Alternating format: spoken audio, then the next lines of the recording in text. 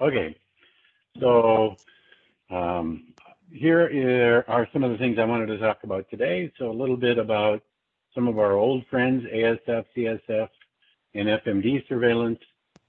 Also some SARS-CoV-2 testing from our perspective, and then some numbers that'll show up in the annual report, so I'll probably cut that off since that'll be included anyway. Lest we forget, we're still very concerned about things such as African swine fever, classical swine fever. Dr. Schaefbauer was commenting before on some of the surveillance testing that we do, and so I thought I would just give an update over the last couple of fiscal years, how much surveillance we did from abattoir-based samples. In other words, this is what USDA sends in to us from inspected plants in Minnesota. And so you can see that it ranges from 0 all the way up to over 90 on a monthly basis. And this is just based on what they send us. And so we started testing first for classical swine fever and then added in African swine fever, and you can see that here. So this is, again, the USDA samples on the top line here. So in fiscal year 19, we tested 31 samples in total, 347 for ASF. Meanwhile, we had tested 394 for classical swine fever from abattoir-based samples, and that matches up now once they joined the ASF and CSF testing. So we test for both at the same time. There were 347 from USDA. There were some investigations that went on, Minnesota Board of Animal Health testing, so smaller numbers based on foreign animal disease investigations. And then we have what's called a clinical case stream. So back in fiscal year 19, we had quite a few for classical swine fever. African swine fever was not included in that back in fiscal year 19, and then was added in as, again, a sort of a twin or a paired test. So overall, you can see on a per year basis that we tested 1084 in the last fiscal year that ended in June for both African swine fever and classical swine fever from all sources. So any questions about that surveillance program? Dr. Thompson has a question. Yeah, Dr. Torreson, my question, I don't know if this is going to make sense. Is there a different case definition for ASF versus CSF in the lab? So when we weren't doing paired testing, we would have a specific test based on, so you're talking about clinical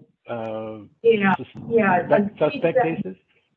Yes, case definition for you guys to make that decision on which test to run. Does it, or maybe the question is, if you're running the ASF test, you automatically do CSF? So now with the ASF surveillance program, yes, we do. But the question of which test to run on Minnesota Board of Animal Health investigations is actually up to the foreign animal disease investigator, or the foreign animal disease. It's Greg Suskovic on an investigation would say request one or the other or both. And normally now, because as you know, there are subtle perhaps differences that may or may not be present, we just test for both. Okay, all right. That's what I wanted to hear. Thank you. Yep. Other questions? Not seeing any, Dr. Torreson. Okay. So now I just got these slides this morning, so I've inserted them in. They're not in the slide deck that you have. Just got them from Christy Loyacano, and these came from the swine commodity team. So Dr. Korsland had put these together for a recent meeting, and Dr. Thompson, maybe you've seen these before, but this is some new stuff. So this has to do with FMD investigations, or swine vesicular foreign animal disease investigations, which are shorthanded as SVA investigations by fiscal year. So most of these wind up being Seneca Valley. So almost all are associated with Seneca virus, A positive diagnostic results, or they're negative for everything. And we wind up doing quite a number of these that you'll see. And you can also see that this number of investigations has increased steadily or almost logarithmically. I won't tell you the lily pad on the pond story about how it doubles every period, but hopefully we're not looking at 5,000 next year, but who knows, right? We'll see. So these foreign animal disease investigations are costly to everyone. Everybody has to get in gear. It's all hands on deck, and we spin them quickly. However, a foreign or an FMD outbreak would be even costlier, and so all of us have to take these quite seriously. Okay, so it's not simply running the drill. We really need to make sure we stay on top of these. So where are these? By state, this is again going back, this is going back from 2015 to 2020. And for 2020, they're just 1 month short of the full fiscal year. So 92% of 2020 is included. And here it is. So California, almost 3,200. In second place, Wisconsin. Tennessee, you have to get way down to here. So after Oregon, to see the top 4 swine producing states in the country with significant numbers of investigations. At least we're in the top 10, not that that's a list we want to be on, but it's a little surprising that California, Wisconsin, Tennessee are really, really high on this particular list. That doesn't make sense based on their pig numbers. So what's going on? I'll get to that in just a little bit. Here you can see there is a seasonal flow to it, so it tends to start building up in June and July and August, back down again in September and October, we hope. In 2017, it really hung on a long time. I was famously wrong by saying, oh good, it's cold now, so these should slow down. And so we went from September to October and it continued to increase. So much for my prognosticating abilities. And then switching gears, so that's the overall investigations. The on-farm vesicular foreign animal disease investigations follow the pig numbers more closely. And most of these are tracebacks from slaughter testing. A few are clinical vesicular cases where a practitioner or a producer calls the state and says, hey, we better get somebody out to take some samples. You can see Iowa here has the most. Minnesota came in second over this same 5-year period. And so that starts making more sense. You know, North Carolina, Illinois, Missouri, these are the bigger hog states. So if you want to see it by state by year, again, in 2017, we had the distinction of being the most frequently investigated state. And so we had 55 investigations that year, calm back down again. Still overall, Iowa was number 1. We were number 2, but can be variable by year. And again, overall, it's heating up. So punchline based on this analysis by the Swine Commodity Group, there's some seasonality, and that's not at all surprising. The slaughter swine have a bimodal pattern. Direct marketed pigs reflect this low incidence status, so we don't have the huge numbers that California and Wisconsin and Tennessee have. This ongoing residual infection in marketing and transportation chain leads to these recurrent acute infections in 1,000 pigs delivered to slaughter plants. In other words, if it takes a long time for pigs to get to a plant, if they have a buying station where sows go, or if they have cull pigs that go to a marketing station, some collection point, and then they're mixed and reassembled and might have multiple loading and offloading and days of incubation time, that's where these really high numbers come. And that's why places like California, Wisconsin, and Tennessee both have a lot of sow slaughter in particular. So that is a problem that we haven't figured out. And there were other conclusions that they drew from the analysis that they did, but the punchline is, as long as we have these collection points with stayovers and mixing of groups of pigs, we will continue to see this Seneca Valley virus really linger and proliferate. And so it's probably here to stay. So questions on that set of data and information? Okay, we had a question, there's Michael. One question in the comments asking if you've been referencing the federal fiscal year. Yes, this is the federal fiscal year, and so the 2020 hasn't completed yet because they only have the data through the 11 months. Any other questions? Doesn't look like we have any more questions at this point. One more just came up. There's a follow-up if the federal fiscal year also applies to classical swine fever numbers. Did you get that, Jerry? Okay, good question. That is our university fiscal year. Sorry, I should clarify. So that's July to June.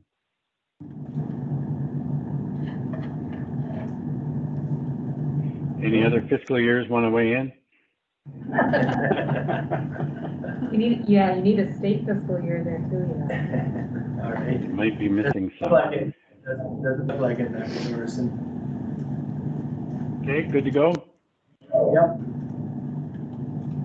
Okay. So then I wanted to briefly go over our view of the world with the SARS-CoV-2 related activities. In April, I reported on all the adjustments that we made to accommodate ongoing operations here, and that has been definitely a moving target. And so we've maintained, it was daily meetings, and then it went to 3 times a week, and now we're down to once a week meetings to make sure we're taking care of questions about security policies for people who are exposed at home, or what testing is required of people depending on symptoms, PPE shortages, equipment challenges, supplies, etc.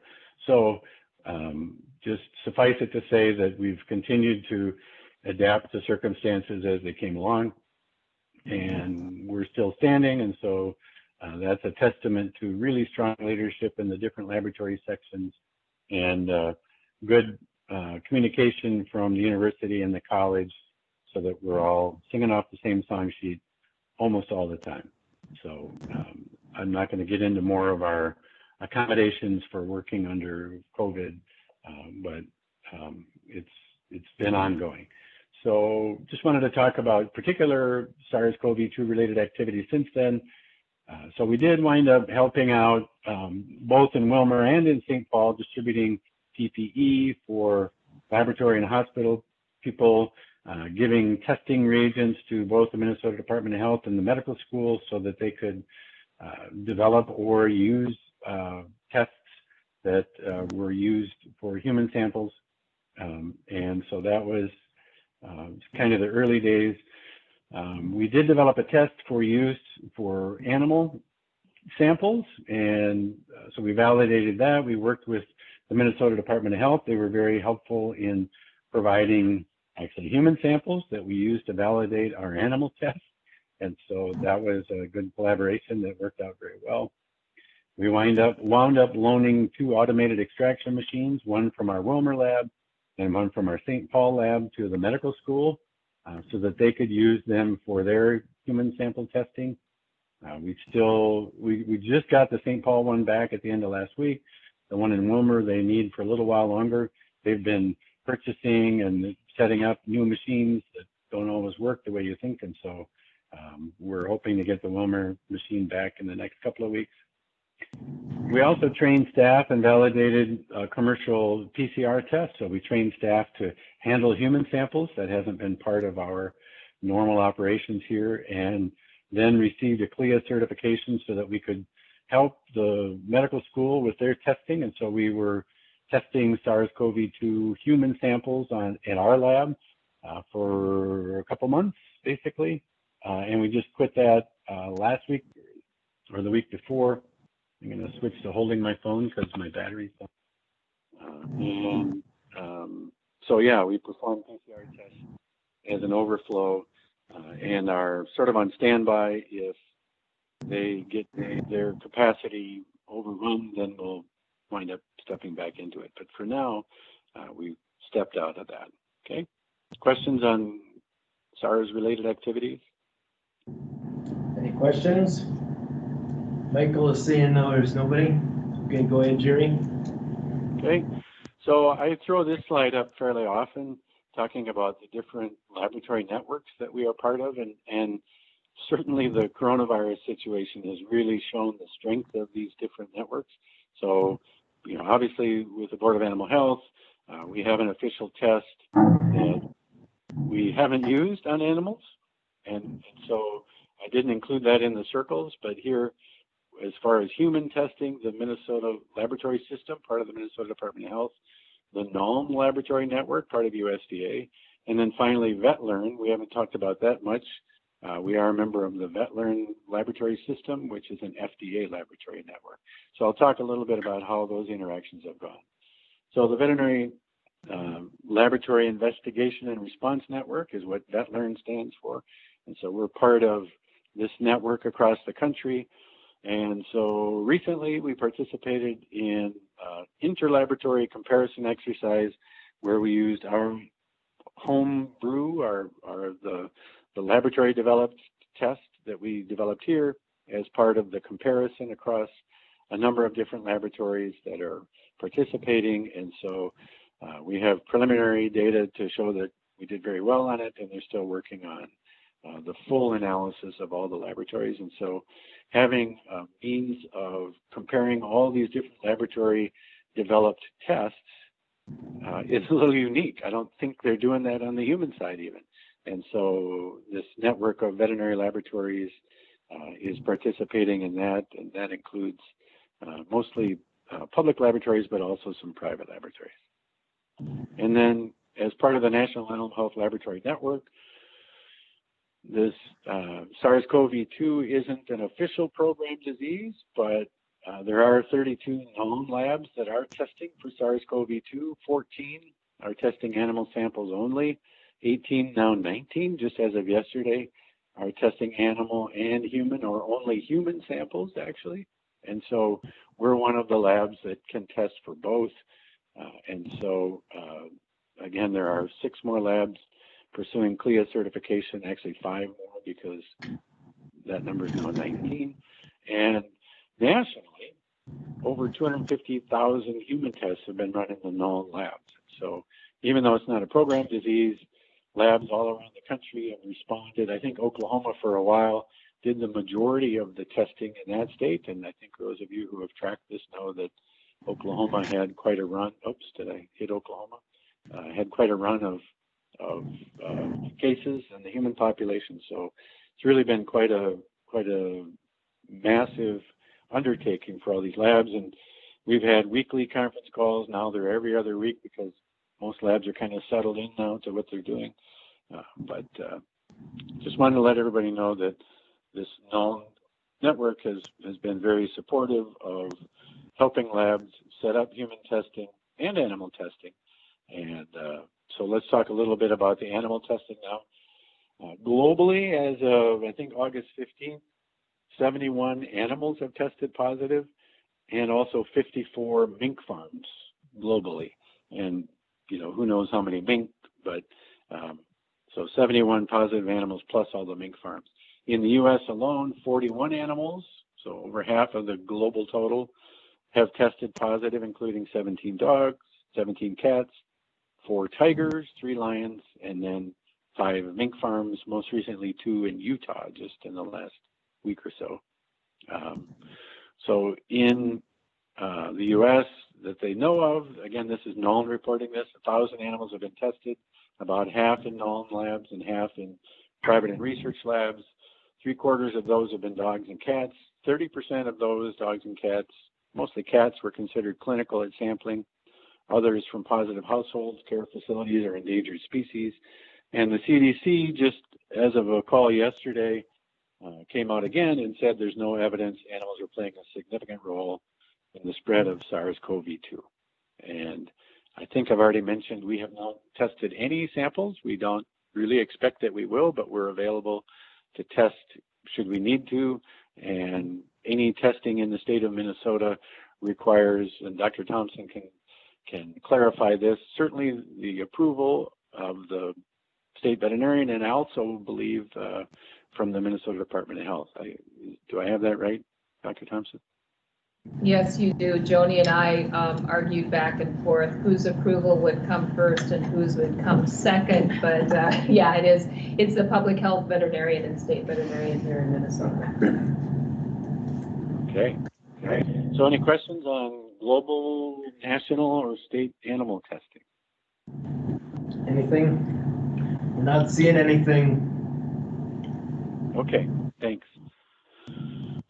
And then just very briefly, annual summary.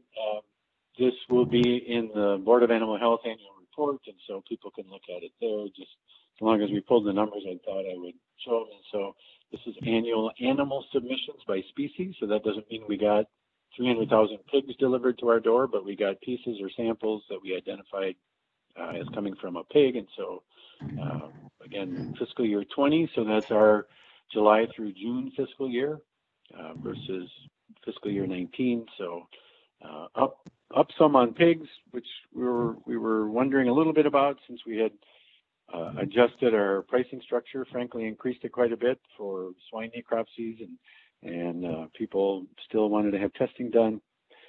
Turkeys down a little bit, cattle down a fair bit, and you can read the rest. And so pretty much flat for last year to this year in terms of annual animal submissions. Annual procedures by species. So again, pigs were the number one species for how many procedures we do. So if we get one fecal sample and just look for parasites, that's one procedure. If we get a serum sample and we run 3 serology tests and 4 PCR tests on it, that's, let me do my arithmetic, 7 procedures. So it's not a one-to-one. And you can see, again, the various trends over time. And so fiscal year 19 to fiscal year 20, essentially flat in terms of overall procedures and different breakdown procedures by laboratory section. So the PCR testing has been and continues to be our most requested testing, and again saw somewhat of an increase on the PCR requests. Serology actually increased last year, and that had been declining some. More people are using PCR testing and moving away from serology, so we were surprised to see that go up. Poultry testing by the state and by private producers down a little bit on both cattle, mastitis lab for udder health down quite a bit, and I think that might be an indication of a 5-year battle with prices, among other things, and then the rest of the rest. So not to be looking forward to cold weather, but I think people can feel the change in the air, so we'll let the leaves change before the snow flies. But I'm happy to take any questions if there is time. Any questions? Does not look like it, Dr. Torreson. Okay. Thank you for your report. I'll get back to you then. Have I stopped sharing now? Yes. Thanks for waiting around, Dr. Torreson. Okay. Thank you. Okay, looks like we're going to move on to our 1210 incident management team actions. Lucy Hunt. There we Let's go. see. Hello there. Can you see me or hear me and everything? Yeah, very Okay, well. excellent. Good afternoon, and thanks for inviting me to speak here today. I always love to talk about the Ag IMT. So I'm going to share my my screen here. Can find it.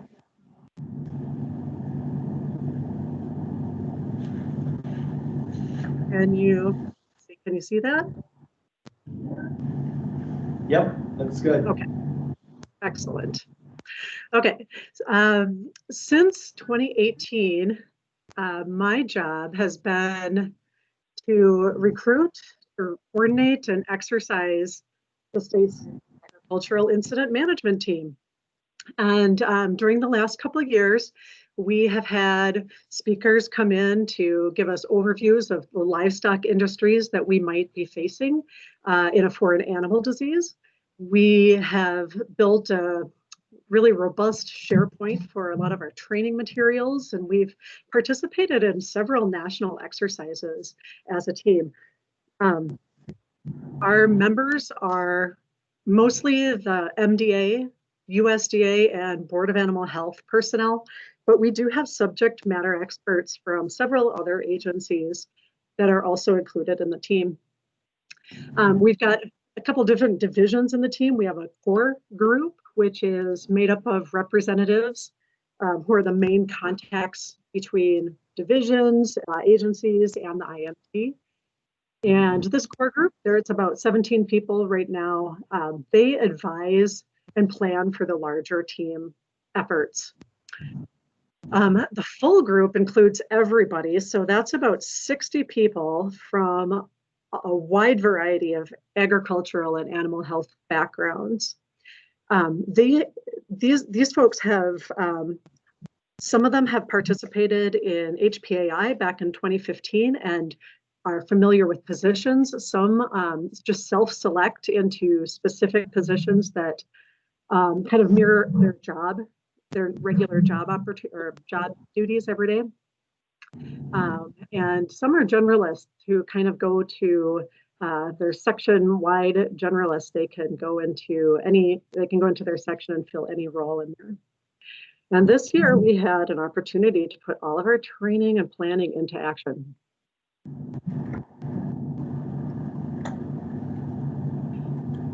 We started out the year, boy, it seems a lifetime ago, back in January, February, planning and launching a cold weather composting demo. We held that out at the University of Minnesota's Research Center in Lamberton. And I know that some of you attended the demonstration. The goal there was to determine whether grinding and composting was a feasible option for northern climates, as it had really been developed and tested in North Carolina and Virginia. So in this demonstration, we used cull markets hogs and research feeder pigs challenged with PRRS. We ground and piled up the compost into 3 different windrows. One of the treatments was mixing the carcasses with wood chips, one with corn stalks, and one with a mixture of the wood and the stalks. And it turned out that all of the piles heated up nicely to appropriate temperatures within just a few hours and were fully composted within a few weeks. So we met our goal there. Of course, at the top of everybody's mind at this time of the year was just one thing, was African swine fever. So parallel to this composting process in cold weather, we also studied the fate of the surrogate virus, that PRRS virus. We looked at water quality of the leachate from underneath those piles. And these results were still, they're pretty close to publication, but so I can't share them publicly, but I will tell you that the preliminary results were promising. So most importantly, if you were at this event, even if all of our objectives had failed, the exercise brought together producers, pork industry representatives. It brought together the state and our contractors. We had academics there, composting experts, federal officials, everybody all together. And so we all had this theory about how it would work. But really, this was the day when our contractors determined the correct sizes and types of equipment that they would need. Producers really got to see with their own eyes, how this would work on an on-farm situation. And the state learned what it would take to put this all together for a real incident. I should say a real foreign animal disease incident, which is what we were thinking. So that was late February that took place. And after that, we all went back to the office and started to get back into normal business the start of March. We had a pretty busy schedule, training schedule for the IMT, and we had all of our group meetings there on the calendar. Our first quarter meeting, we hosted a Minnesota Department of Health speaker, who came in to present on behavioral health issues for responders, since we know that keeping ourselves mindful and focused allows us to do our best work. She mentioned something about COVID-19 at that presentation too, if I recall. So we had, we had this full schedule of meetings and events. We were planning on sharpening our skills and learning our different responses. And as that shattered, the pandemic ramped up in late March and early April. We were called into standby service by the MDA administration. I was serving as the operations chief, and Mike Starkey, who many of you know, was in command there. You'll recall in late March and early April, all the sanitizing products, wipes, sprays, gels were flying off the shelves. So our task was to source as much hand sanitizer as possible for our essential workers out in the field and the lab and the office. Our agency executives on the IMT include Commissioner Tom Peterson, Deputy Commissioner Andrea Vobel, and State Veterinarian Dr. Beth Thompson. On April 13th, they then stood up the incident management team to full response to address the impact of plant closures on Minnesota livestock and poultry producers. Specifically, they asked us to design a carcass disposal program for the backlog of swine. So we staffed all of the command positions. That's the public information, safety, and liaison officers, and we got our section chiefs working together to get a handle on how we were really going to tackle this problem. But before jumping into any solutions for the crisis, it always comes a matter of funding.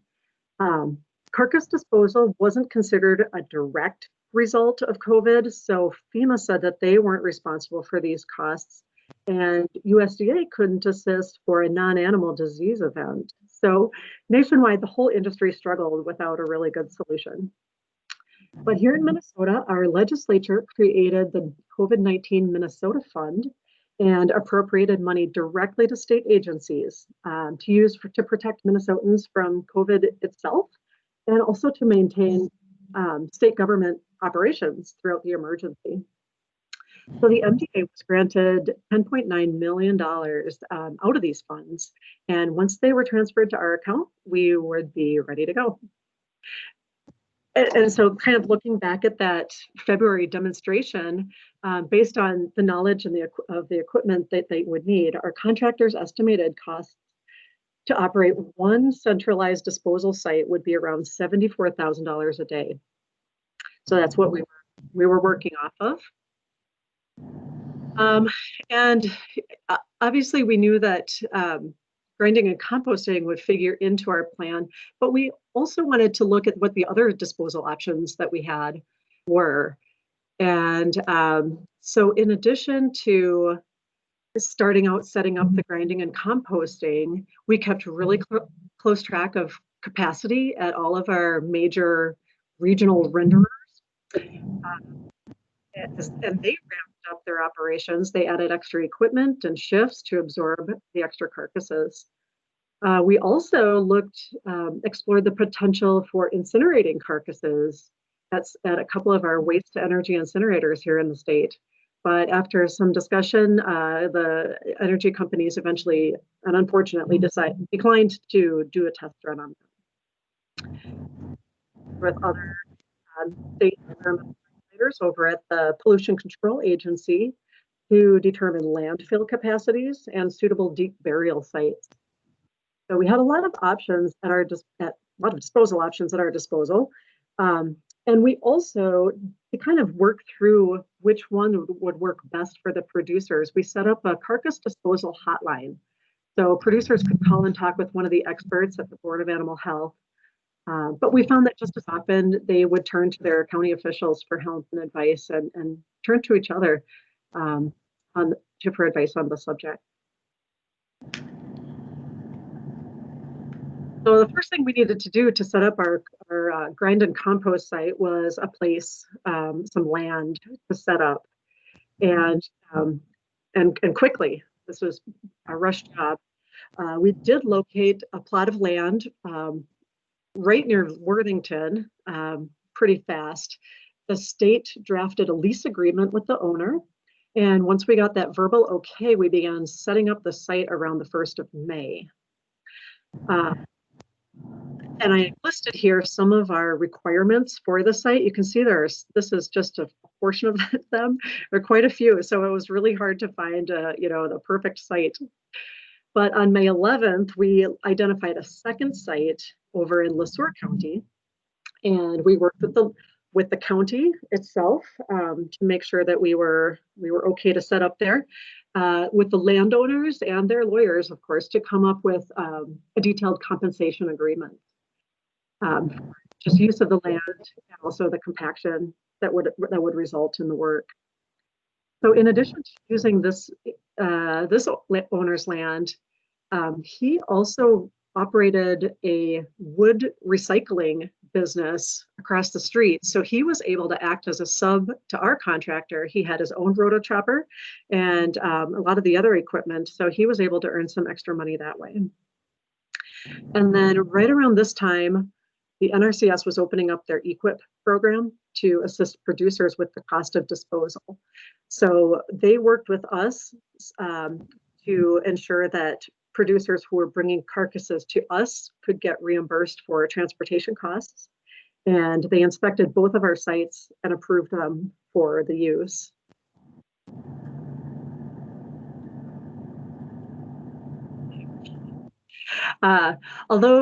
So we couldn't really be sure about the number of pigs being depopulated.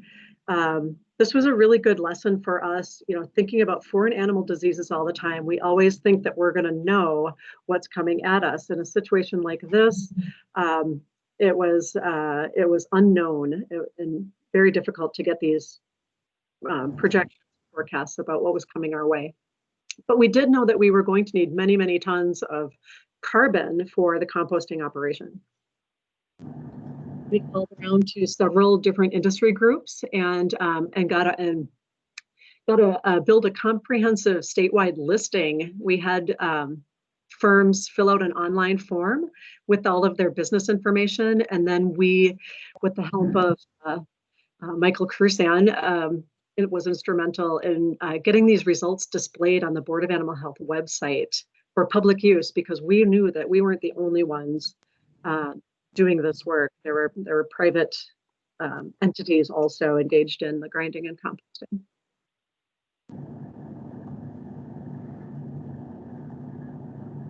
Bill and April, I just wanted to give you a quick idea of the equipment that we used on the project. The photo on the left, that red horizontal grinder, is a brand of horizontal grinder called Rotochopper.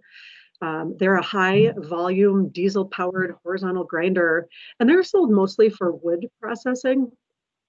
They're manufactured right here in Minnesota, over in St. Martin, and they were able to help us find appropriate models for the uses that we had. This grinder that we used was a 750 horsepower engine, which easily handled all of the carcasses without even slowing. The biggest issue that we had with this piece of equipment was getting an emergency oversized load permit from MnDOT to transport it over to the site in the first place. But apart from that, it worked like a charm. In the middle there, you'll see an excavator. It's a little hard to see on that photo, but we used a model with a thumb attachment on the bucket. So that equipment picked up the carcasses and put them onto the bed of the horizontal grinder. And then here on the right-hand side of the screen, for the smaller equipment, we had front-end loaders and skid steers at each site. These littler pieces of equipment are very versatile. We used those for many functions, including making the carbon base layer, feeding carbon into the grinder, constructing compost windrows, capping the piles, turning and combining the piles, and unfortunately pulling out stuck vehicles and equipment from the mud at the site. But in addition to all of this kind of heavy equipment, we kept a pressure washer unit at each site with an onboard water source just for daily cleaning and sanitation. You can imagine the buildup on any and all of that of those machines. And the other aspect of it is we couldn't have people just coming willy-nilly to the site and us ending up with piles and piles of carcasses. So we wanted to kind of get them organized and have them come through continuously. So we came up with a scheduling system. And the IMT set up this system using Google Sheets, which allowed deliveries to be spread out so that we didn't have big piles of carcasses on the site. We just did not want to have those. We estimated the number of carcasses in each load that was coming and then tried to match that with the speed of the grinder. The grinder had a throughput of about 100,000 pounds per hour. So that's the calculation that we made. We also made every attempt to maintain flexible business hours. If a system was planning depopulations, they let us know ahead of time. But at the same time, we also wanted to treat all producers equally and keep access available to everyone. So we wouldn't let one producer take up all the spots, say. Toward the end of the operations, we had some questions from producers that maybe had animals or are in other states, and they asked whether they could bring their animals from other states to Minnesota to dispose of at our sites. We decided to only allow animals that were owned by Minnesota taxpayers because this is Minnesota state money that we were using. So we didn't want to spread that too thin to other state animals.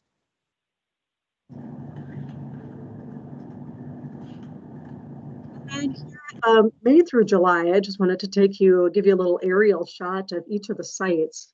On the left there is the Nobles County site, just south of Worthington, right down by Round Lake. That site had a gravel access pad right off the main highway, and delivery vehicles were routed around this one-way loop. You can see on the map that the traffic first passed by the carbon source pile and then the grinding area there, that little dot in red, and then finally the zone before they were directed back out. We didn't have any washing stations set up for biosecurity at these sites since it wasn't a disease event. Although this Nobles County site, you can't tell from this aerial photo, but it was sort of this basin, kind of a ridge up by the road. So it was quite nice. It afforded a bit of privacy.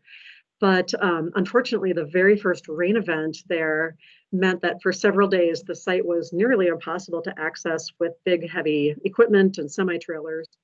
So we didn't allow activity there for almost a week while the area dried out. Le Sueur County here, by contrast on the right, we had much better soils and drainage to work with. They did set up some swamp mats. You might be able to see those down by the road for the dump trucks to make unloading a little more stable and safer. And then the windrows were kept away from these low spots, which appear here on this image as those darker spots to the top of the slide. And this site was quite a ways off the main road, so there was a very private area. It worked quite well.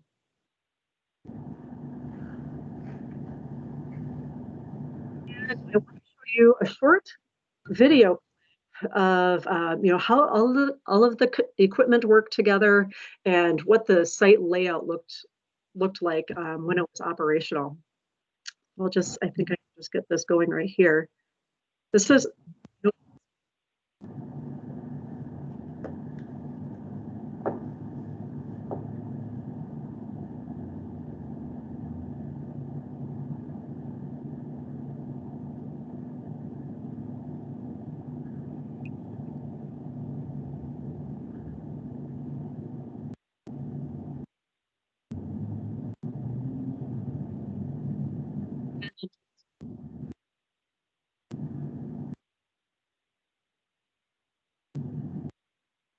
and you'll see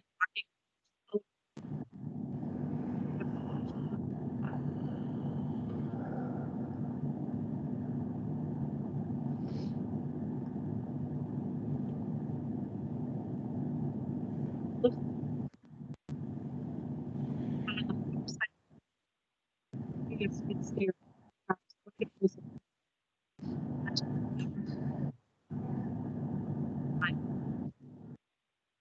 So that's just a quick view of what went on for several weeks out there.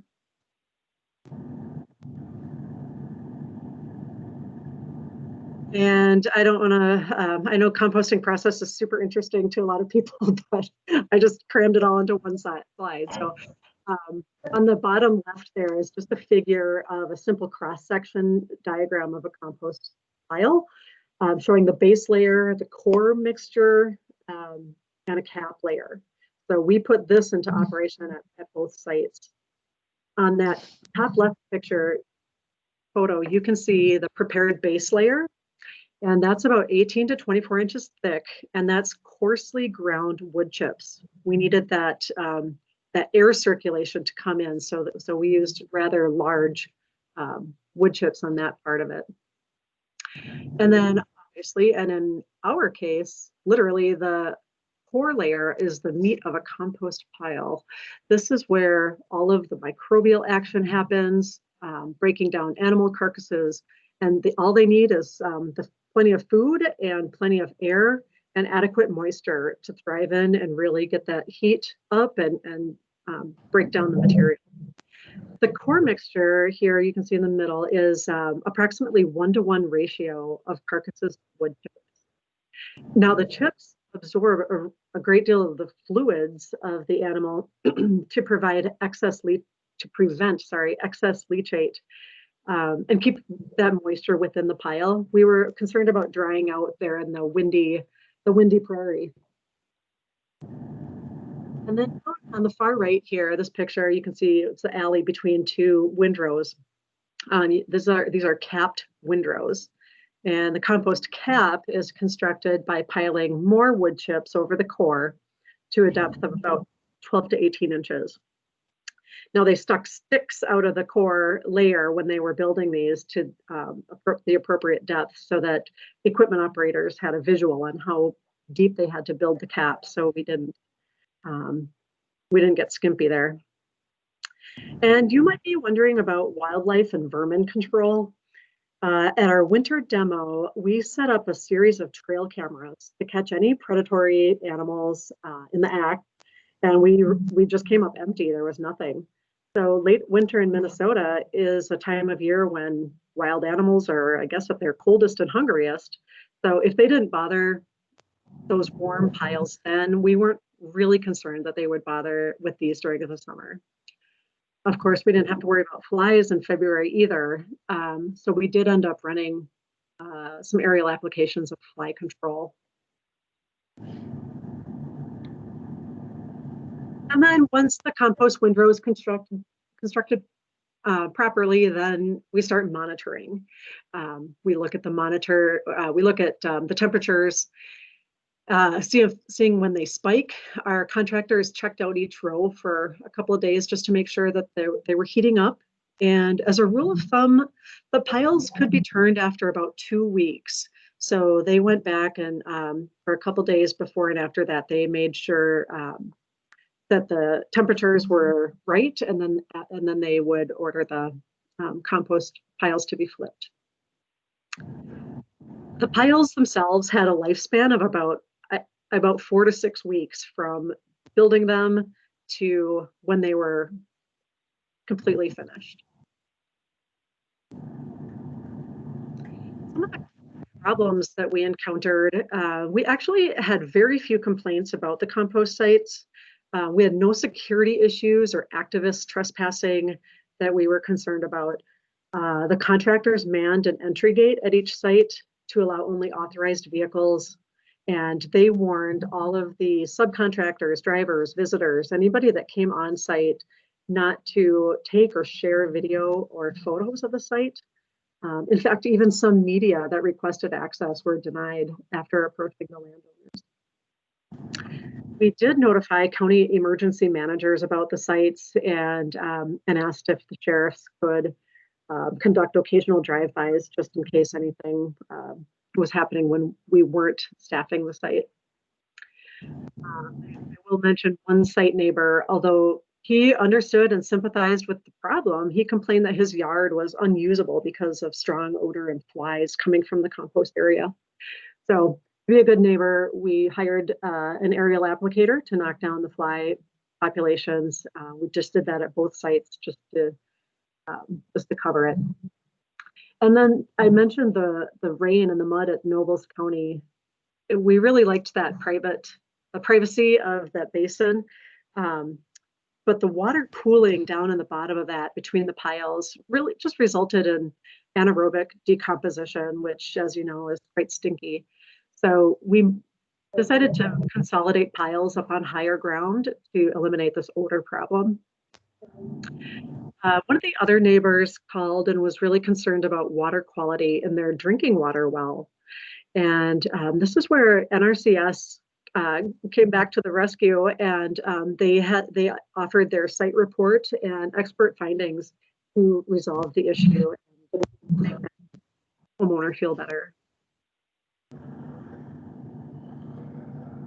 Now, we never reached full capacity at either site because, as you know, alternative markets were found by the producers. They got really good at changing the diets of the animals. Some expanded housing buildings for pigs. Some euthanized smaller pigs. And so they were able to avoid depopulation in the first place. When we were looking at this decrease in need for disposal sites, that those poor site conditions at Nobles prompted us to close the site down on June 30th.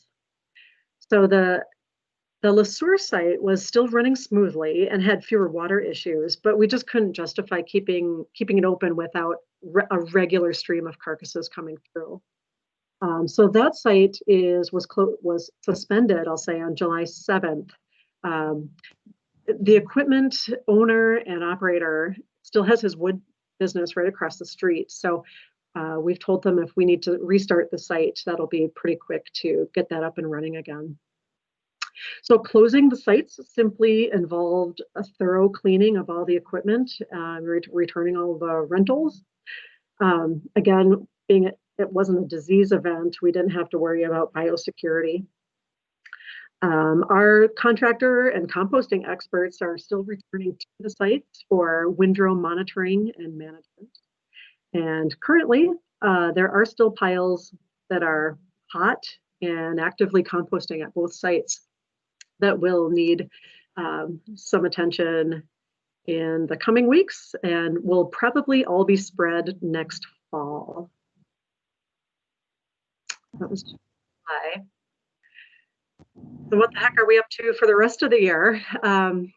In August, we pulled the IMT back together. The IMT had been meeting daily or at least weekly through the duration as we planned and carried out these activities. In August, we pulled them back for an after action review, went over the response and how it all went. We gave them we asked them what went right, what went wrong, and gave ourselves some corrective actions that we can take to better the response next time. Currently, we maintain situational awareness with the team, whether that's through weekly meetings or through our SharePoint message board. We are also considering how and when to sample these compost piles for nutrient content, structure composition, and contaminants. So we're working with the University of Minnesota folks to determine that. And now the plan is to squeeze in a few extra items for team training this year and start planning for 2021. Some of the plans that I'll share with you for this year yet, we're currently constructing 2 depopulation trailers that will be fitted for use with carbon dioxide tanks. The state did not engage in any depopulation throughout this response, but in a foreign animal disease, we certainly would step in. This is a project funded by USDA, and our finished trailers will be the property of the National Veterinary Stockpile, available to the nation as needed. Another big project coming up will be, well, if you remember the cold weather depop and disposal project that I talked about, was funded by the MDA, the board, and the Minnesota Pork Board. So we didn't use any of our federal funds for last February's. So we're kind of retooling our cold weather depop and disposal grant for use this December. And of course, it's adds another layer of complexity to stay within COVID guidelines. I guess safe to say we probably won't be having coffee and donut expenses on this one. But of course, I presented all this information about the grinding and composting as if it's all done for and wrapped up. But we really have to be ready at a moment's notice for any second waves or any other unforeseen impacts for livestock or poultry industries that the pandemic might cause, or any other thing that comes our way that could result in a depopulation and disposal emergency. And that is all I have for you this afternoon. Okay, thank you. Is there any questions? Anybody have any questions at all? Dr. Thompson? Lucy, thank you for that presentation, and everything that was done with the grind and compost this spring was pretty amazing how quickly we got it done. Just a comment on the Lamberton cold weather project. There was a creek that was running, not even a quarter mile from those compost piles, and there was no wildlife that showed up. So it was pretty impressive. I won't mention his name. A gentleman from DNR was out there because he was the one that was going to be looking at the wildlife. And he had gotten some of these trail cameras, and he wanted to get them up there because he was bound and determined that we were going to get, whether it was coyotes or some sort of rodents or something. And yeah, we put those trail cameras up and nothing. So yeah. We did catch a lot of snapshots of the researchers taking samples from those piles, though. So we did. We know that all of those sampling things actually happened. But yeah, question that I would have, and maybe you would know the answer, maybe you don't, is relative to the producers who disposed of their pigs, or I don't know, the turkeys did some of this as well.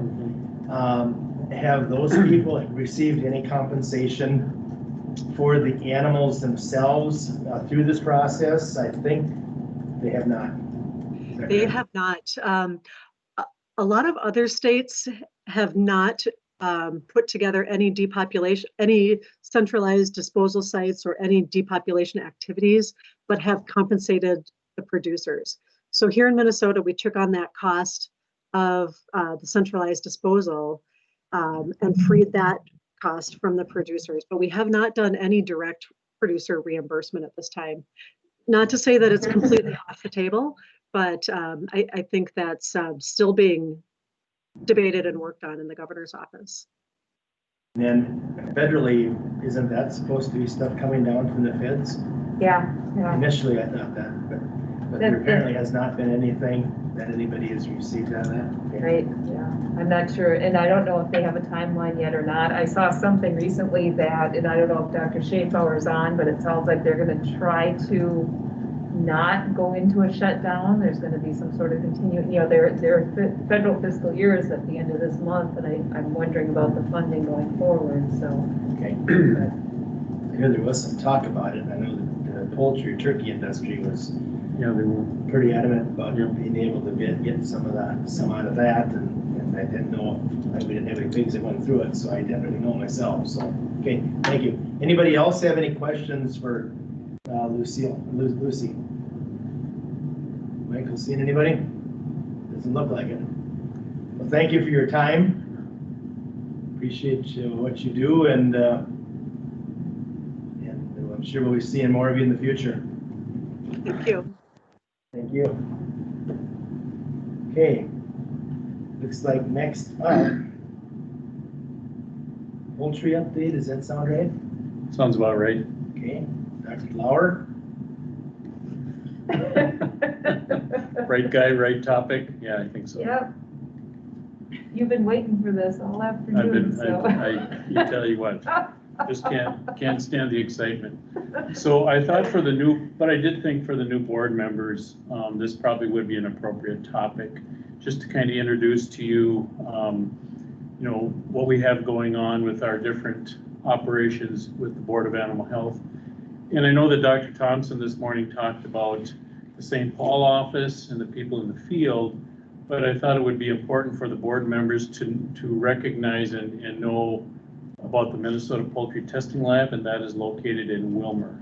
And Michael, if you want to go to the next slide.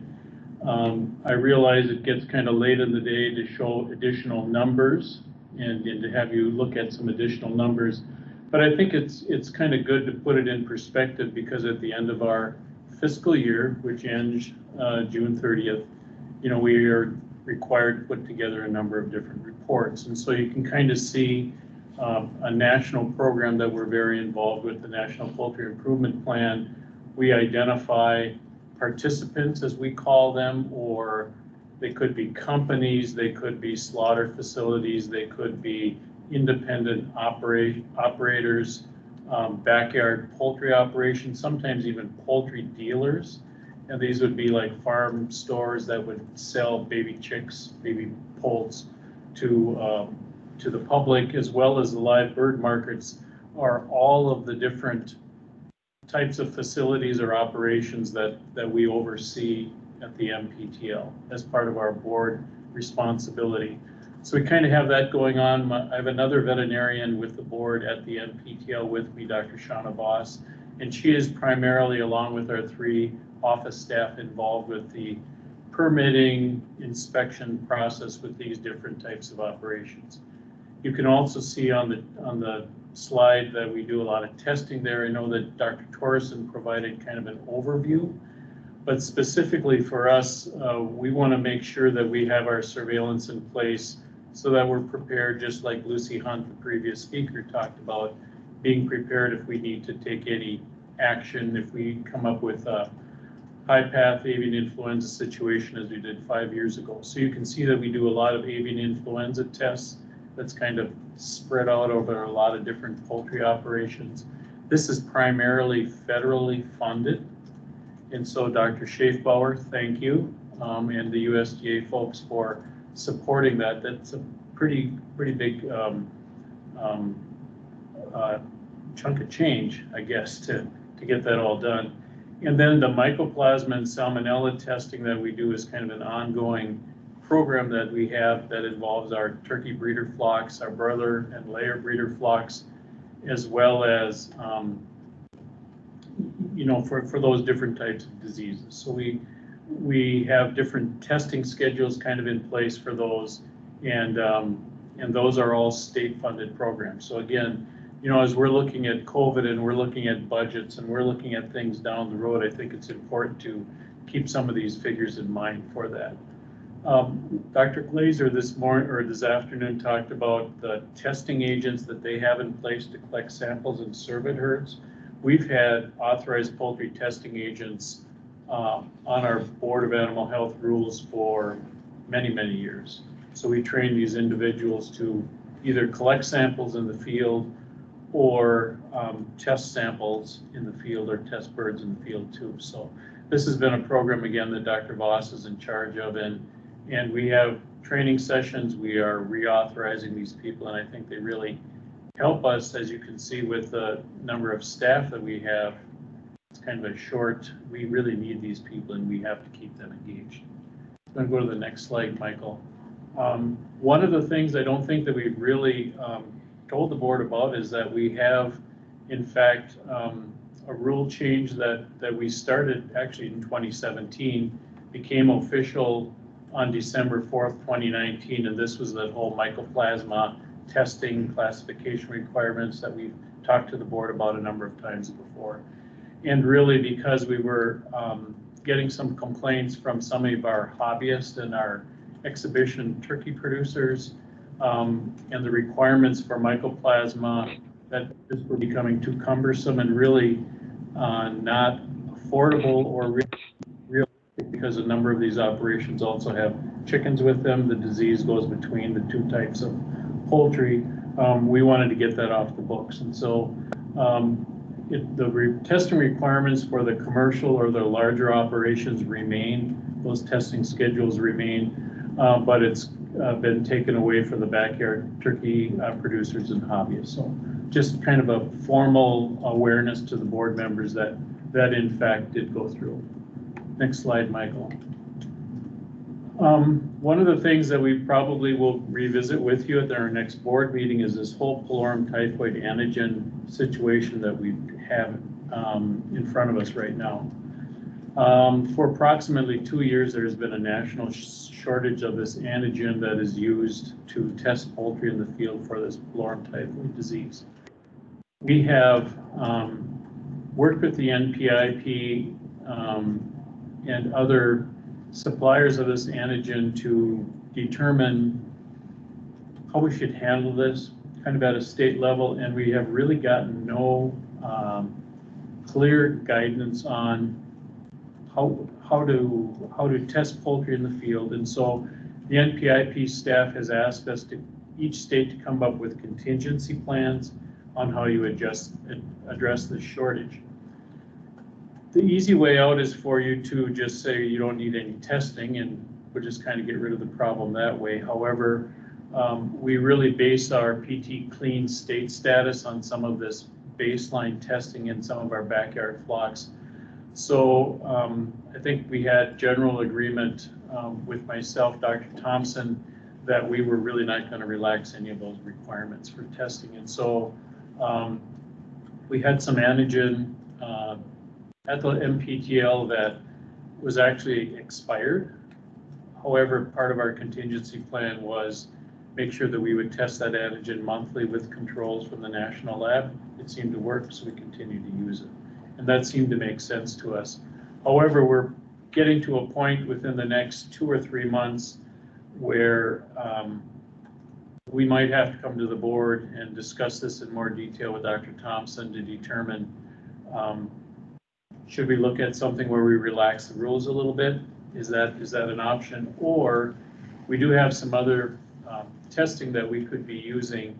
However, it would require pulling samples from individual birds, banding those birds, sending all the samples into the laboratory, an additional cost that would be incurred at that time. So I guess my advice to the board members is kind of stay tuned on that. We'll give you an update probably at the next board meeting. So, and then finally, just so that you know, in addition to the testing, there's a lot of other activities that are conducted at the MPTL. I should tell you that myself, along with Dr. Voss, we have 3 office staff who help us out with some of the activities, our Board of Animal Health staff. But we also have 11 University of Minnesota employees out there that help with all of the testing for the board as well as diagnostic testing. I do believe that Dr. Saad Gareba, who was at one of our board meetings several years ago, is our poultry pathologist at the MPTL. And so Saad's been there for 3 years. We haven't scared him away with winter or the cold weather. I mean, it's actually quite cold, according to Saad, the last couple of days. So we've been able to assure him that it will warm up and that he will be okay. But Saad is a very excellent pathologist. He's phenomenal. He really does a good job. And so he's been a nice complement to the testing that we do from the board side. And then we're often able to piggyback a lot of the other diagnostic testing that we do. And so it really is a win-win situation for the poultry industry there. So, so with that testing being happening, some of the other things that I reported at the last board meeting was this high path situation in South Carolina that we had talked about. And so soon after that, we did what I think was a bang up job on reminding producers about biosecurity plans, again, trying to avoid a repeat of 2015. Kudos to Michael for helping us out, putting that information up on our website. And so I thought that was very well received and it was very timely as well. As reported at previous board meetings, we've also continued with our NPIP biosecurity plan audits. Again, I've talked to the board about that. Those are required in case producers are identified with avian influenza, that they are eligible for indemnity and compensation. And so we've continued those with 51 audits in FY20, and that 86 is not correct. They did a recheck over the weekend and it's 130. So we really have kind of worked with the producers to get those audits completed, working with our field staff to get those. It's a lot of work. It really is a lot of work, but we've been able to kind of pound through them, and we will continue to do that because these plans need a review and need an additional audit every 2 years. So this will be an ongoing process. And finally, I believe it was either at the last board meeting or the previous one, we've talked a number of times about our Minnesota plan, which is our avian influenza response plan. It's a formal board document. We're working on a final internal review. I'm working with Shauna and Dr. Suskovic and some of our district veterinarians who would be involved as case managers in some of these flocks, and going through a final review of that before you sending it to USDA sometime this month. They actually are looking for state plans to evaluate, so we're trying to get that to them soon. And that's it, Michael. And that's our wonderful, beautiful facility in Wilmer that was remodeled in 2016. So, yeah. Any questions for Dr. Lauer? Anybody, Michael? Okay, thank you. thank you. Okay, it looks like we have one more, the 12:55 presentation. Dr. Stacy Schwabenlander talking about the comment period for the RFID tag timeline. The floor is yours. Terrific. I'll just bring up my presentation here quick.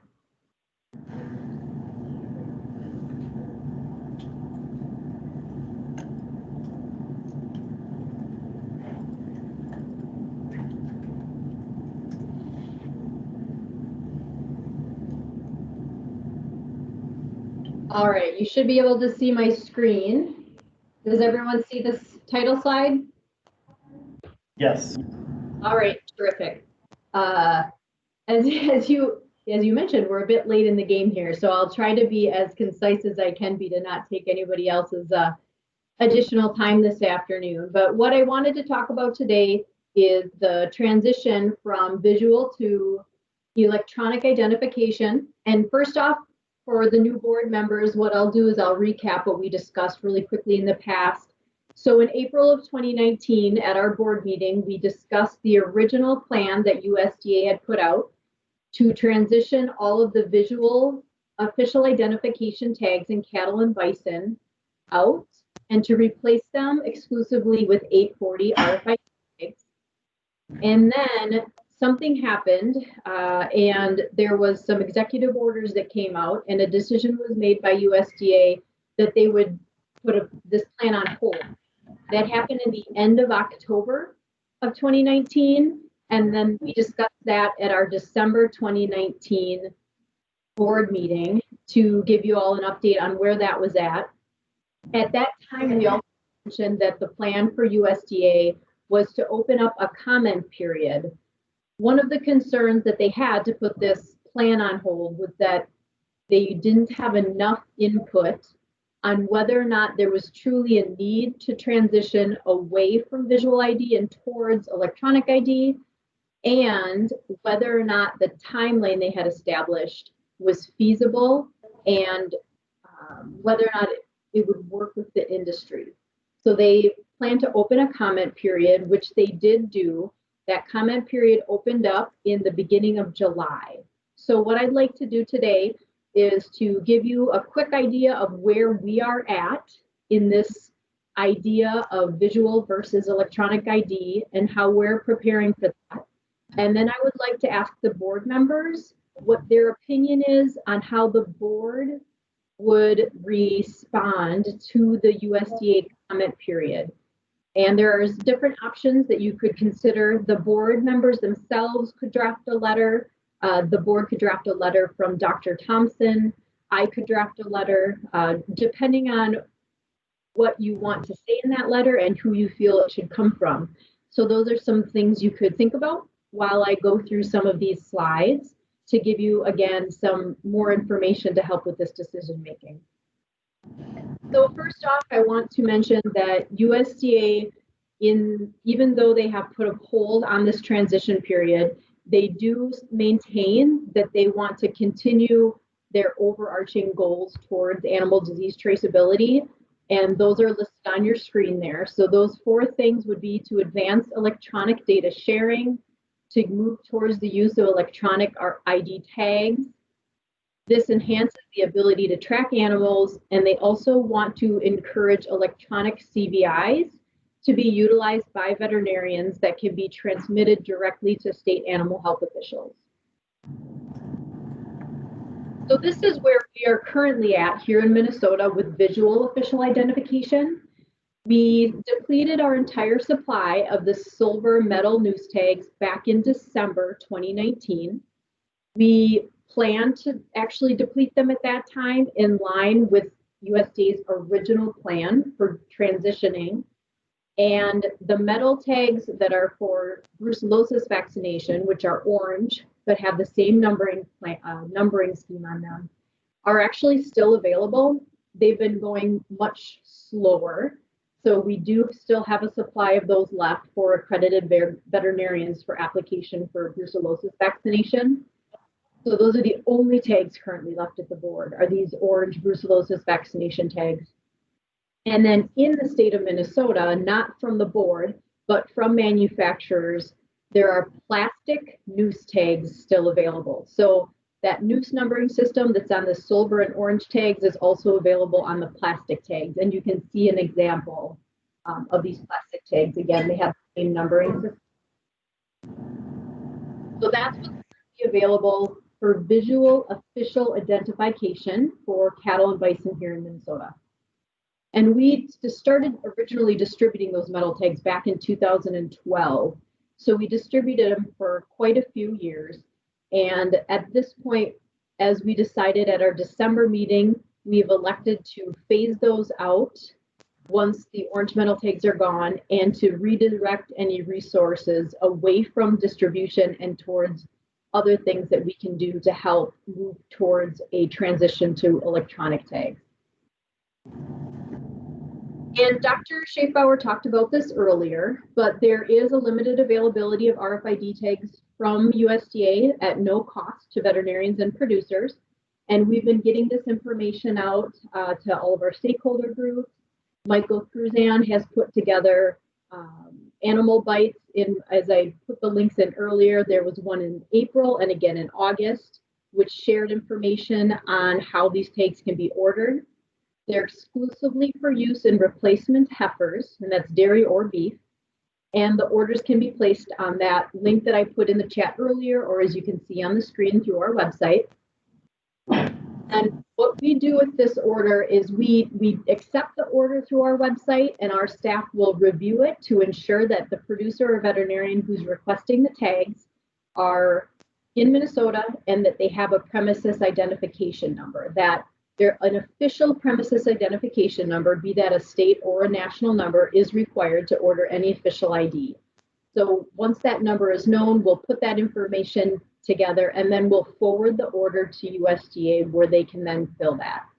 And I'd also like to thank Dr. Schaefbauer for providing the updated numbers that there were 54 orders so far and 13,800 tags shipped. That was a bigger number than I had last seem from the information that I was provided. So I appreciate noting that. So thank you. Another thing that we had talked about at the December meeting was this electronic data platform. This is something that I've been pretty excited about, as have others at the board. And unfortunately, as we talked about today, COVID is affecting a whole lot of things, and not all of them were anticipated. And the state that we are working on to be basically a test state for their electronic data platform to move outside their own state is Oregon. And Oregon recently lost their state veterinarian, and they also have been heavily impacted with COVID. And a lot of the individuals in their office, just like in ours, have been redirected towards other duties. And the veterinarian who we were working specifically with on this project is one of the veterinarians who was redirected in his duties and is occasionally acting as the state veterinarian at this time. So because of the additional stresses on their office, we've had to put this electronic data platform on hold. We do still hope to be able to pursue it, but at this time, unfortunately, I cannot provide any sort of timeline as to when that will happen, but I do hope that we will be able to get that back on track at some time soon. Another update, the supplemental funding that we were able to be granted from USDA for the federal fiscal year 2019 allowed us to purchase some equipment that we were able to utilize in concentration points. And what that set up was 2 different markets with panels and a wand, and then 3 additional markets solely with a wand. We are still working through the kinks of getting this equipment utilized the way we are hoping it can be. There are multiple reasons this has been a bit complicated.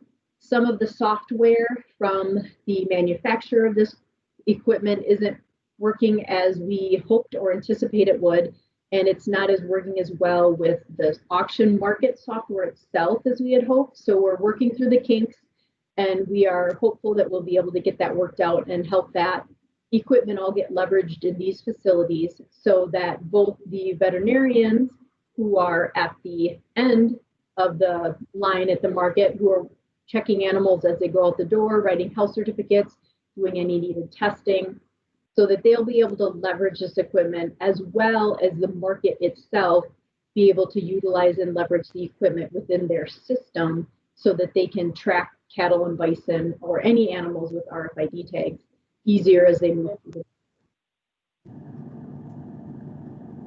We were also lucky to be able to get some additional funding that was available as a supplemental award, again through USDA for federal fiscal year 2020. At this point, none of that money is able to be spent. We have to wait until this fall when the board will seek legislative approval to spend these dollars. And the plan at this point is to be able to purchase this low frequency reader that you see on the screen. This is a small pocket reader. It's fairly durable. It's much easier to transport than the larger wand. It doesn't take up so much space. And we're hoping that we can get these readers out and in the hands of individuals in Minnesota that would be able to utilize them and leverage them in cattle on their sites, and that they see that are RFID tagged. So there'll be multiple things we'll look at, provided this funding is approved, in order to distribute these wands, such as how many RFID tags they might be purchasing for use in cattle within their practices, if they're a practitioner or if they're a producer, how many tags they're utilizing, or what kind of tags to ensure they're utilizing the 840 RFID tags within their farms, how often they're using electronic test charts or electronic CBIs, if we're talking about, of course, veterinarians, how willing they are to try to leverage electronic records. So all sorts of things like that that will ensure that these wands are actually being utilized to the best of the abilities. All right, so now we get to the point at hand. As I mentioned, in the beginning of July, this comment period was opened, and I know that you guys received some information ahead of time regarding this.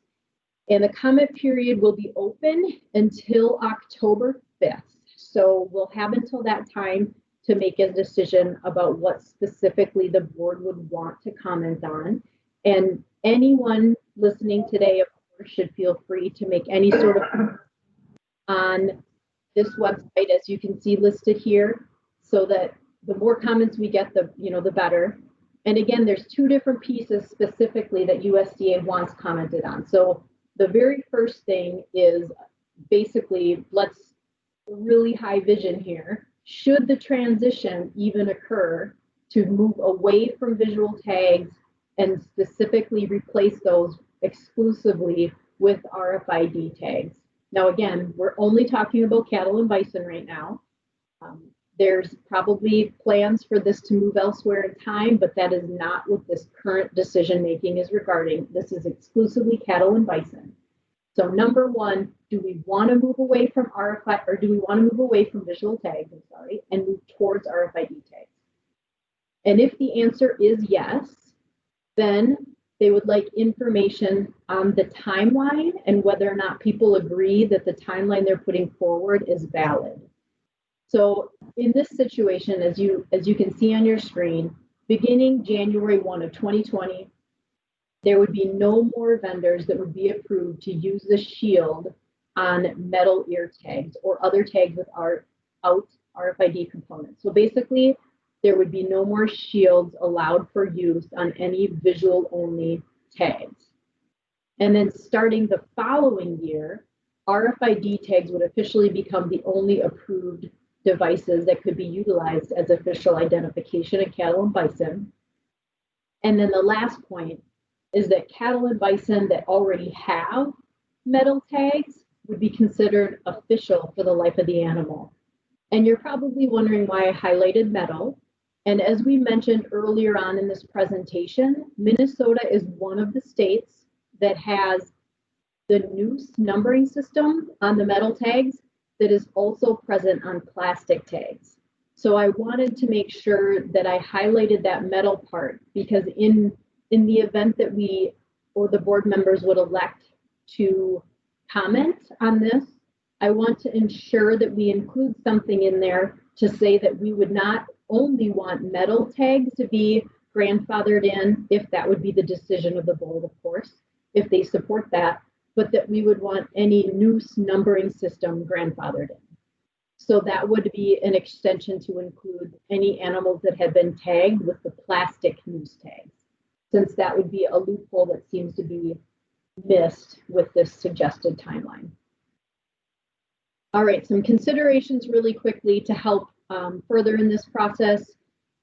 Electronic ID is going to lend itself to the use of electronic forms. And some of the equipment we have out there and that we plan to get out into the field will help with that. Though, of course, it's a drop in the bucket for what really needs to happen to utilize electronic ID to the best of our abilities throughout the state, but at least it's a move in the right direction. Transitioning to electronic forms and the importance of that is actually going to save taxpayer dollars. And why would that be? And we've discussed some of that in the past, but it expedites data capture, so data can be collected real time, transmitted real time, and because of that, it's more likely to be available when we need it. So if there's an animal disease situation and the data was collected and transmitted electronically, we're more likely to have access to that data immediately than if it was collected and transmitted via traditional paper means, where we have to wait for the data to be documented on the paper to be sent to the office, the paper to get to where it needs to go in the office, and the information to be collected on that paper. So there's no, especially in light of our current staffing situation, as Dr. Thompson mentioned, there's no shortage of opportunities for things to go wrong if we're depending on a piece of paper to get entered into a database before we can actually leverage that data in an animal disease traceability situation. So of course, as I mentioned, this electronic data doesn't actually require physical handling. because the data can be transmitted electronically. Another benefit, of course, is the obvious that these electronic forms are always going to be legible. So we don't have to worry about manure, we don't have to worry about paper ripping, we don't have to worry about copy stains or any of the other things that we see on paper forms that come into the office. And it also increases accuracy because the closer we are to the source where that tag exists, the less opportunities we have for the number to be rewritten multiple times and transcription errors to occur. So if we can capture the ID electronically at the start and get that ID onto an electronic form, then the ID doesn't have an opportunity to change numbers around at any certain point. And again, ultimately, what all of this comes down to is an increased ability for us to trace cattle more quickly, more efficiently, and more accurately. Now, it's not perfect, of course, so we do have to mention a few things to have just to be complete. We do need better forms. There are electronic forms available for testing and brucellosis vaccination right now, but the data, while we can get it off of the forms with quite a bit of manipulation, we can't get it off of the form real easily. So there's definitely still work to be done with some of the forms. There are a lot of electronic health certificates where that data comes into our database called CVI Central, where it can be manipulated before it's pushed into our animal health database. And that has been a huge lifesaver as far as time saving and accuracy. So we're doing great when it comes to health certificates or CVIs. We still have work to do when it comes to test charts and vaccination records.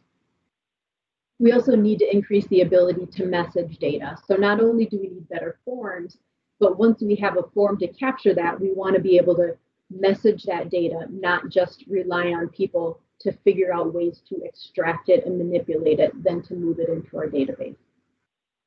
And of course, we cannot forget the importance of concentration points needing the right technology and the right software so that they can operate at the speed of commerce. And this would be the same thing for large producers who would need to ensure that they also have the right technology and software at their disposal so that they can continue to operate their operations without any sort of problems related to the utilization of RFID. So I'll bring this screen up again. And that was all that I wanted to share regarding some of the background and information of what the board's doing. And basically, the next step is for the board members to consider this information and to make a decision on how they feel about these 2 points and how they feel the board should respond. Or if they should respond. Okay. Well, I guess I would be interested in, I saw Dr. Anderson's clinic was one of the people that was up there that's been using it, and kind of what your thoughts would be and experiences has been. And I was just surprised they were gonna wait that long. This thing was 15 years ago we were gonna do this. We just keep holding back and holding back. It just needs to get done. It just needs to get done. So I have no complaints with it. I mean, we're gonna buck people. I got a tag in stuff at the bar. You know, I had a quarter tag. Now it's gonna cost me whatever. That's just a little price that'll be built in. In case the board wants to supply concentration points with cheaper RFID tags, I would be all for that. Well, and you know, I don't know if Stacy has any background on that or not, you know, as we move through the process, maybe there is going to be an opportunity. I mean, just like the steel tags, Yeah. at some point, everybody's gonna be making them and they won't be They won't be as expensive. Yeah. So, So That is- yeah, and I that think, the wand is awesome. I mean, is it? it's awesome Okay, versus having to read stuff.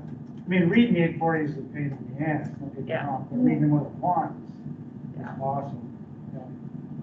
well, we couldn't Or do this without the Going wands. through steels and wiping off shit. You No, the one, actually, she talked about the little one, the big one's actually kind of sweet because you can drop it over the top of the shoe, you know. No, they're awesome. Anybody else want to weigh in? I know Jim Watts, you used to be a cattle guy, and what were your thoughts? Well, it sounds good to me. You're still with the old type, but I thought it should have been done years ago too. So what do these tags cost? They're talking about cost. I think about $3. Yeah, Stacy, what are the tags now? Do you know? Are they, I thought they were more like 4. Sorry about that. I was trying to answer Karina's question. So low frequency RFID tags are typically between $2.50 a tag. Some can be more, some can be less, but that's kind of a general number.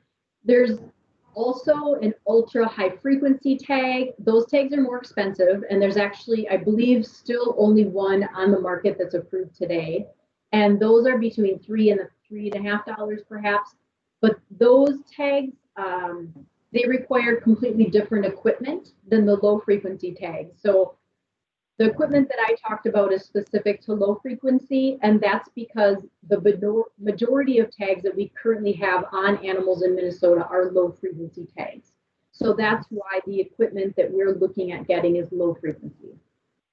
The ultra high frequency equipment has a longer read span, so you can read it from further away, and you can actually read pens of cattle. So there's a lot of really great things that can happen with that technology. But that is not what's being utilized mostly here in Minnesota, which is why we have not done anything to invest in that equipment. Okay. I have a question from Dr. Hawkins. Just because I'm not familiar with these tags as they are today, but there's actually a number on the tag as well, right? So that if for some reason technology failed, you can still get a number. But it's a 15-digit number. Yeah. 15-digit. So it's not a great big It's tag. not fun to write It's a little either. button tag like we It's have. not in fun to signs. look at, not fun to write. Yeah. It's a long Your time. one, most likely. Yeah, is it a little button? So yeah, so it's not a hanging tag like the Well, no, it can be, examples. it can be a bangle tag. Okay. Yeah, The Horse Association has like a bangle tag. I mean, it's probably this big. Right. They And usually, leave off the first 6 numbers typically. They leave fast. I'm familiar with what we do with pigs, and that little button tag isn't all that easy to read. And you can get there. The button tags are what's actually available from USDA at no cost. They're a low frequency white button RFID tag. However, RFID tags, and again, Karina, Dr. Berger, this goes to your question. RFID tags come in all different forms. They can come in buttons of different colors. They come in small bangles or large bangles. They come in bangles that have a blank space if a producer wants to write their own management number. They come in, and I think, Dr. Anderson, I think you just mentioned this, that the last few digits of the RFID tag can be on the bangle tag if they want to use that as the management number, and that'll match the RFID tag number. So each tag will have the 840 number written on it, and some will additionally have the last few digits, 4 or 5 digits, as a management tag on the bangle. Though these are 15-digit numbers, so of course you are not required to have electronic readers to read these tags, though there have been some people who played with even, small animal clinic pocket hand readers, and they can read these tags with those. Now, granted, something holding in your hand, you have to get pretty close to the animal's ear, so that can be an issue. But you generally, when you order tags, you will be getting them in a series. So, for example, if a producer ordered 200 tags, then they'll have the tags where the first 13 digits will probably be the exact same. It'll just be the second 2 digits that might change. So if in their records they capture all of those digits that are the same, they might be able to then just refer to the animals by just those last few digits on their tag in their own records to make it easier on them. So though there is a 15-digit number there, which is required on all official paperwork, for record-keeping purposes in a producer's individual paperwork, they could make it a little bit easier by not documenting the whole 15 digits. So it sounds like Dr. Anderson seems to be pretty pleased with it, and I can understand the need to move into something like this is, you know, to capture information and data. The second part of your question was regarding the shield being used by vendors. And that would just be, we'd only be able to weigh in on Minnesota, correct? The shield being used by vendors, once USDA would phase that out. Is that what you're asking? Well, what was the second part of the question that you were wanting? Were there two questions you wanted us to respond to? Yes, let me see if I can move it over so you can have it in front of you again. But it was regarding the, oh, there you go. It was regarding the transition timeline. So the first one would be about no longer allowing the shield to be on anything that wasn't an RFID, and that would be starting January 1 of 2022.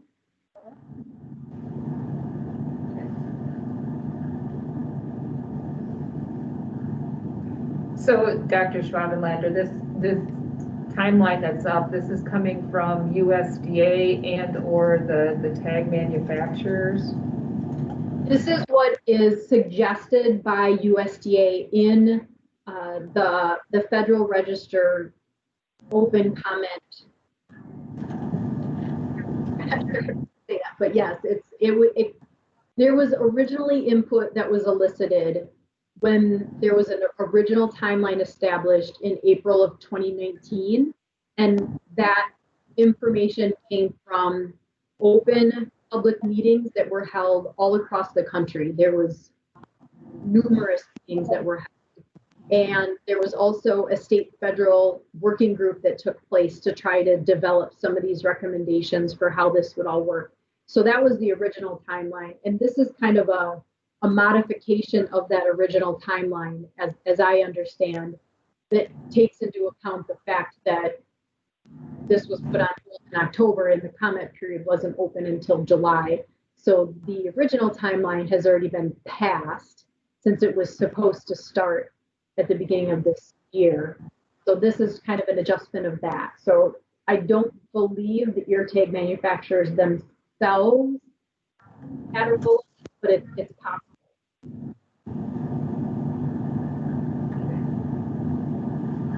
Well, do we need to back up? I maybe got the cart ahead of the horse, and do you want an official motion, I guess, on this transition?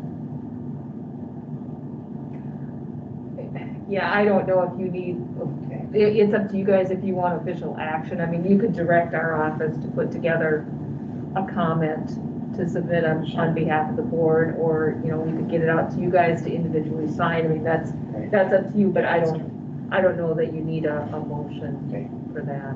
Well, I guess I would entertain something anyway to direct the office or Stacy or a combination of people to. Yeah, motion to Yes. direct the board to accept this proposal.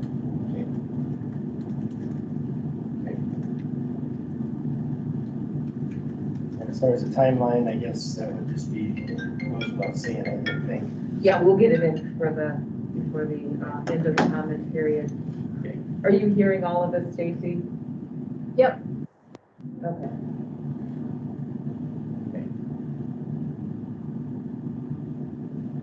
Anything else?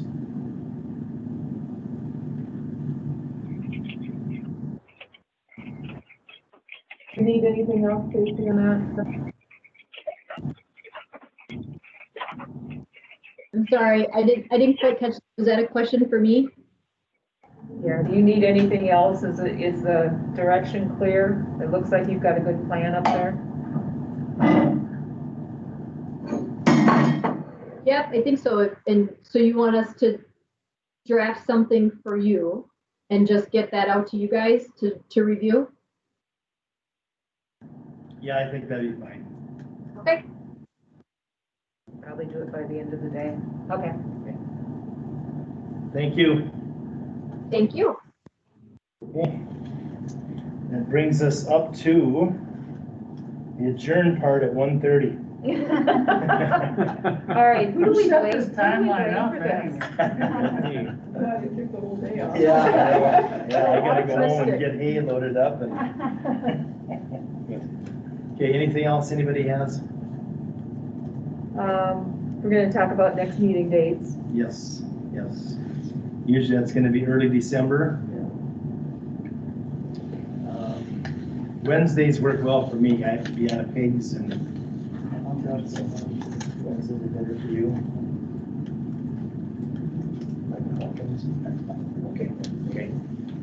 What would the second Monday be? And then we have had some snowstorms at that time, but we are in Minnesota, so. Did you say second Monday or second He Wednesday? said Monday, but he Second meant Wednesday, yeah. Yeah, that's the It's the ninth. ninth. It's my birthday, it'll be a good day. Oh, well, there we go. Are you sure you wanna have it on that day then? Okay, you know, life is the way it is, it doesn't matter, as long as I get cake. Okay, well, that sounds fine. Okay, Location, I guess, the Farm Bureau location worked really well too. A lot of people really like that because it was just at the Yeah. very south edge of the cities. Yeah. Yeah. So, Only for Erica. right. Yeah, she's got to run through the city. Yeah. So did you mention about locations?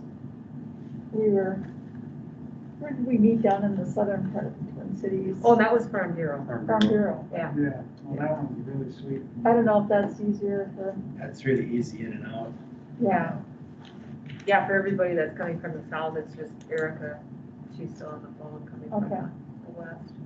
but at least it's outside the Twin Cities versus right in, like this is. And I know in the past, we've usually taken the September one out of state, but of course, we're in unprecedented times and we've gone to a resort area or something like that and even had activity the evening before, but, we're in a different time right now, and so we're just lucky we got together with this many people. And like I talked to Dr. Thompson and I said, my wife is on a board as well, and she said, this virtual stuff, that's fine for one or two, but after a while, it's kind of nice to see the people and kind of how they react and some of that kind of stuff, and it's just not the same doing it virtually. Of course, you guys, we have hundreds of meetings this way, so. Yeah, I walk around with earphones in all day. This was kind of nice not having to Yeah. listen in on stuff. Well, I guess with that, I would entertain a motion to adjourn. Would you I'll like make a to- motion to adjourn. Okay. Would you like to second that? Mr. Jim Vought seconds it. Any discussion? And all those in favor say, well, I guess we've been doing roll call, so we'll start out with Erica. Can you guys hear me? Yep. Yeah. Okay, I vote yes. Okay. Jim Vought.